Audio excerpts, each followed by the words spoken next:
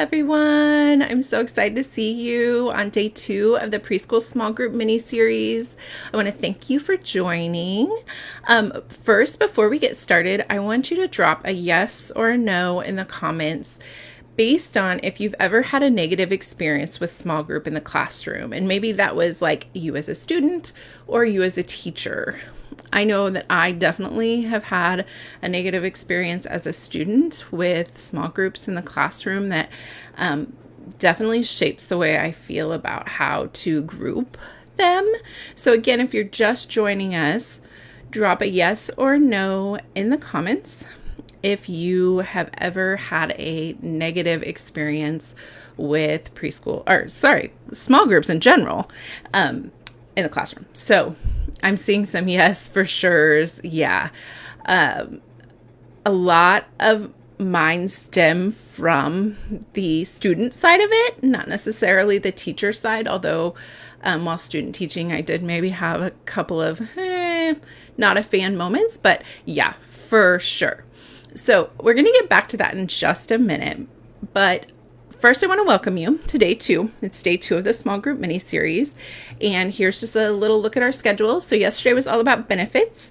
And if you missed that one, you can head over to the Lovely Commotion Facebook page and look under videos, and it is there for you. And then tomorrow will be day 3, and we're all about small group activities. And I'm super excited to share some of those with you. And I'm looking at the comments here. Yep. Yeah. I mean, it's a resounding yes. So we've all had these negative experiences, right? And so I want to get started today by talking about my negative experience. I was in 5th grade and I can remember the classroom. I can remember where I sat. I can remember the heaviness of the reading book. And our teacher would have us do this whole group round robin reading. Say that 10 times fast, round robin reading. If you don't know what round robin reading is, it's basically when one student starts reading from the same book. Everybody's got the same book. And they start reading aloud. And then the teacher tells them to stop and chooses someone else to start reading. And so you have to know like where that student stopped. So you have to be following along. And then, of course, you were reading in front of your peers, which I can just remember being terrifying. But later I found out that she actually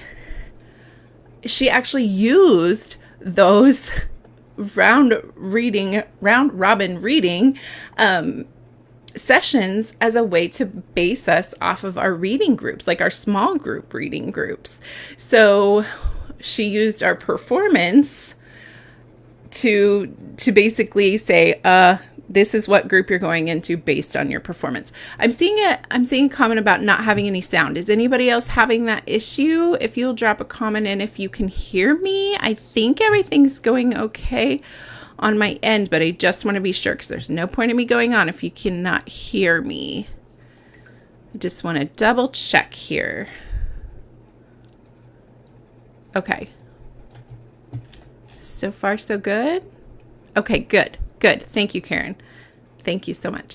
So she used this round robin reading to put us in these groups. And so I remember some of the group names pretty vividly, like the Bluebirds and the Yellow Jackets.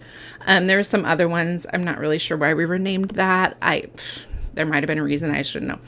And so the Bluebirds were basically the struggling readers. And I know that like our teacher didn't necessarily, I'm sure she didn't think we knew what the Bluebirds were, but we totally knew what the Bluebirds were, right? The Bluebirds were the struggling readers. Everyone knew it. And when the Bluebirds were called back to the table, those were the kids that weren't doing well, right? And so unfortunately, the Bluebirds, once they were a Bluebird, they were always a Bluebird. Like they never left the nest, so to speak. And it was hard, right? It was hard to be labeled something and never let out of that. And then letting all your peers know, especially as a 5th grader, that this is where you were. So a lot of that played into when I started thinking about being intentional about my small group is that, hey, I can't do this, right? We've got to come up with a better way and not thinking that we're tricking students with cutesy names, because obviously our teachers we knew exactly what was going on, right? Like, yes, McKenna's saying we called ourselves the stupid kids, and that's the way it made us feel, and it sucked.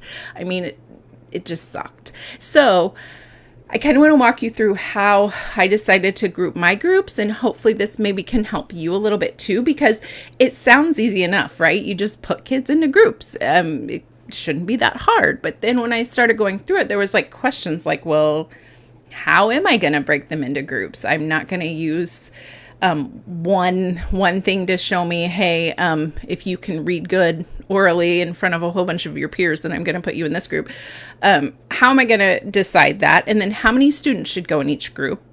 How long does that student stay in a group? And like, how should I refer to my groups? And there's a lot more questions than I'd anticipated when I just sat down to make these groups.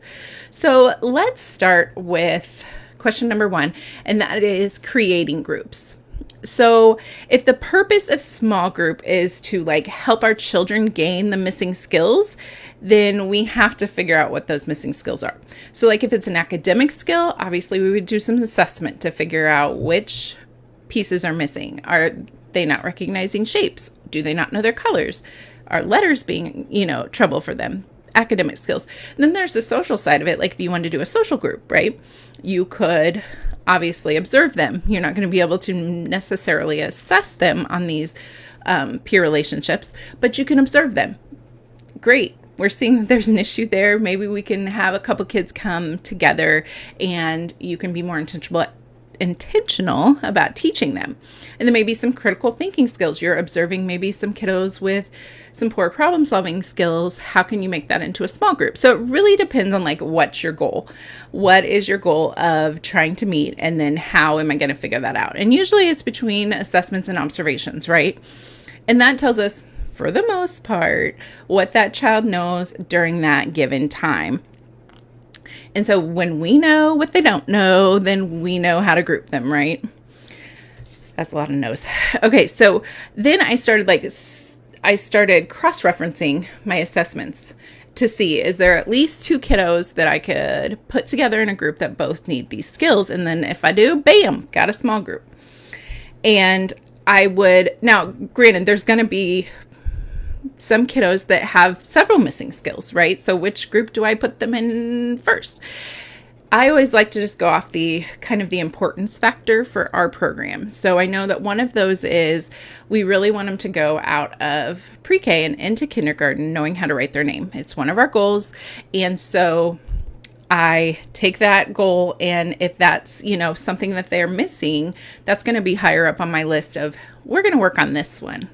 And so let's say they don't know how to write their name yet. Maybe they don't even know how to recognize it. So we're going to step back and we're going to go to recognizing our name. And so that's really how I did it. I just cross-referenced, seeing if there is a group there. And there may not be for some kiddos. There may be one kiddo that really needs something extra.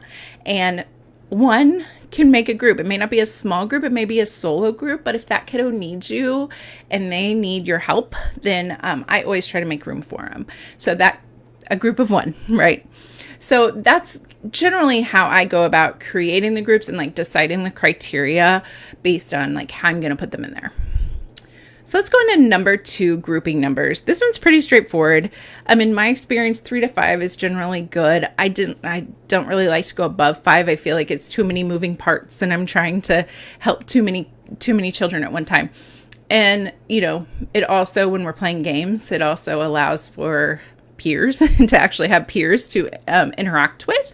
Kind of like we talked about yesterday, if I have a group and I don't give them as many manipulatives, then they're also working on peer relationship skills right along with maybe some of the academic skills. So I like to have around 3 to 5 if possible. It's not always going to group up like that. That's just the reality of it. And if I have more than 5 students, let's say I have like 8 students that all need one, I'm going to break it into 4 and 4. So then I'd have 2 groups doing the same skill, if that makes sense. So, and again, the 1 group kiddo, right? Maybe that's there. And that's a great relationship building time with just that 1 student and really getting to pour yourself into them for just a short amount of time, but doing it over and over again, you can really start to see results towards that goal. So how many in a group? For me personally, 3 to 5 works really well. Okay, let's move on to group logistics. So I always make sure that each kiddo is in one group at a time. I don't want to be pulling them constantly. Like, I'm never getting to go to play sitters because Miss Ashley always wants to play a game with me. No, like one group at a time. And then, as I kind of talked about before, I really base that based on the importance of what I feel like that skill is for my group of kiddos. And that's going to look different for you and your program and what your goals are for your kids coming out of your program and into kindergarten. But how long should a student stay in a group? Well, I don't want to be like the Bluebirds group and always have Bluebirds group. I just want them to master the skills. So once I start seeing mastery and I start seeing at least evidence of it more than once, and I keep observation notes. I have, and I'm going to show you this in our next video. I have notes that I keep for each group so I can kind of go through and go, okay, look, she's really getting the hang of it. She's almost there to graduate, quote unquote, out of the group. And so once I've observed a child really grasping it and mastering that skill, then it's time to move on. And I don't make a big to-do about them graduating out of a group. And it's not, I don't even talk about it, but it's not because it's not an important, like really good accomplishment to have mastered that skill. It's not because of that. It's basically because of group morale. Like if I'm announcing that one child is moving out or up, that's making my other children feel like I'm behind, and they're not behind. I'm meeting them where they're at, and where they're at is perfectly great right then. And so I really just don't even touch on it, because chances are that kiddo is going to go from one group straight into a different group. So it's not like they're just done and they're graduating preschool. No, that's not the way it's working. And also it can go on the other side too. Like maybe you have groupings for your students that have already met all your skills that you have on your assessment. And what does that next step look like for them? Digging deeper into the skills or moving a little further. So it's not always about the missing skills too. It can be to further students' education. So I don't make a big deal about it. And, you know, I get excited for that one kiddo, and I may talk to them one-on-one about how, look what you did. You got it. You figured it out. But I try not to make it a big fuss, because I just don't want my other students to feel the pressure or maybe feel disappointed because they are still in that one group. And so then that brings us to naming groups. I mean, if you want my professional opinion, I think you should be naming them bluebirds and yellow jackets. Like, no, just totally kidding. I'm totally not doing that. I'm not sure why we as teachers want to give everything a cutesy name, me included. Like, we're just fun like that, I guess. I mean, I once named our art cart Rolly McRollerson, and so I would call him that, and the kids didn't get it. I mean, the adults that would come in the room and hear me say it would laugh, but the kids didn't get it. It was a fun, cutesy name. Same with grouping names, right? I don't know what a bluebird has to do with not being able to read. So those names were really for us anyway, right? And so we don't want to make those stigmas. So the best way to do that is just to keep it simple and call them by name. If your groups are ebbing and flowing, naturally, as children are mastering skills and working on new skills, then group names aren't going to work, right? And so I just call them my name. I just call them so-and-so, so-and-so, so come on back. Time to play a game together. Time to do an activity together. Making it exciting and them wanting to come back and come learn with me. And I also don't say, okay, this group today is working on patterning. Here's your goal. We're going to work on patterning. I know there's a big thing in education where you got to have your goal up on the board and whatnot, but the truth of the matter is kids don't care. Our 4 and 5-year-olds don't care about goals. These are our goals, not their goals. Their goals are to be happy and have fun and make friends, right? That's their goal of coming to school. These are our goals for them. So I don't ever say, hey, you guys are the patterning group. You are going to work on patterning and become patterning masters. No, there's just no need for it. I just say, hey, we're going to play this fun game together. And then we're practicing patterning. And they really don't realize it, right? And so in this way, they don't know who's going to be called. And because our groups are ebbing and flowing quite often, it's never usually the same kids. And that's what's different about same ability grouping, is that some kids are naturally good at some things, but they're always going to be something that they could be working towards. And so by grouping by ability, you're starting to see, hey, don't put them in this broad category of bad reader, right? Put them in the category of, are we missing a phonological skill? Are we missing some letter sounds? Are we missing some comprehension? What is it, right? So what is it that they're missing out of it? So again, I don't put a lot of emphasis on the movement of groups and the naming of groups. And it's worked really well. They get excited to come back because I always make sure that I have something that's hands-on and fun, because I don't ever want my group time and me calling them out of play centers to come play a game with me. I don't want them ever to see that as a negative and ever, no, I'm good. I don't want to come see you. Like, I just don't want that. So that's kind of how I handle referring to my groups. I see one question here. How do you handle kids that don't want to come back because they're much more motivated? 100%. It says they're much more motivated to play than to meet with the teacher. That is a big concern. And I know that I have to up the ante, especially at first. Like, you need to make them see that the time with you is fun. It's not going to be a worksheet where you have to sit down and work hard. And those are the kiddos that definitely need help with attention to task, at least to an academic task, right? A task maybe they don't want to do. And so that's where we're slowly building it in and slowly having them come over for just a little bit. And I usually am pretty lenient at the beginning of the year with, no, I don't think I want to do that yet. And I'm kind of letting them observe what other students are doing and that we're having a lot of fun. And then eventually, like, I've had a couple of kiddos where it's just like, nope, not going to do it. Not coming. And eventually it becomes, this is your work. We're going to come do your work. And I make sure that it's bite-sized because I don't want that connotation. And generally they see, hey, that is kind of fun. Like, it is kind of fun to come with her. But I am very well aware that there are going to be kiddos that are just like, I'm playing. You can leave me alone over here.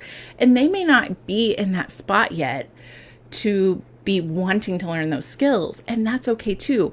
They may be in the developing their peer relationships right now. Like, maybe that's what's important to them and learning's on the back burner. And maybe come winter, you'll see a different kiddo, you'll see different things happening. So as far as Melissa's question, I do try my best. If I think that it's something's going on where it's more of a defiance of, I'm just not going to do what you say, then it kind of goes into, this is your job and this is what I want you to practice. But I definitely don't start that way. I definitely want them to see on their own that it's a super fun thing to do with me. And I also just, I just wanted them to see that it's fun. And then maybe also just realizing that kiddo's not there right now. That's not where they're at. They've never come to school. So seeing this, like, all these things to play with and all these different kids, and they're not used to all this, they're not in that spot yet. And that's okay. And I give them that time and that respect because, really pushing them to learn a skill when they're not ready to learn it is generally not going to work in my favor. So keeping that in mind. Another question, do you meet with every student every day? I do not. I feel like, well, for one, my kids don't come every day. So that may look different depending on, I try to get them in once a week. And I feel like that's been enough for me. because we also do some we do whole group activities, we do other things. So that's been working for me, but I really think you have to just figure out what works best for you and your schedule. But I like to try to see like every student within their group at least once a week. If it's one of those that maybe needs a little extra practice, I'll try to fit them in again on Friday. I hope that answers your question. So if there's not any more questions, I will kind of talk to you about tomorrow. I'm super excited about tomorrow because I'm going to be showing you some of the activities that I do. And I really, really strive to do play-based, like everything like fun and everything inviting and exciting and enticing. And so I've kind of put what I do into 3 buckets. And that would be games. We play ton of games, lover of games. We also do manipulatives. If they can hold it and touch it, it's great. And then we also just do some simple activities, right? Like still hands-on, nothing pencil paper, just, and I'm going to give you some activity ideas too. So super excited. I want to thank you for coming. I hope you'll join me tomorrow for day 3 with activities. And if you have any additional questions, please feel free to leave them in the comments and I will get to them and answer those for you. But I want to thank you for coming and thank you for joining me on this small group series. Bye guys.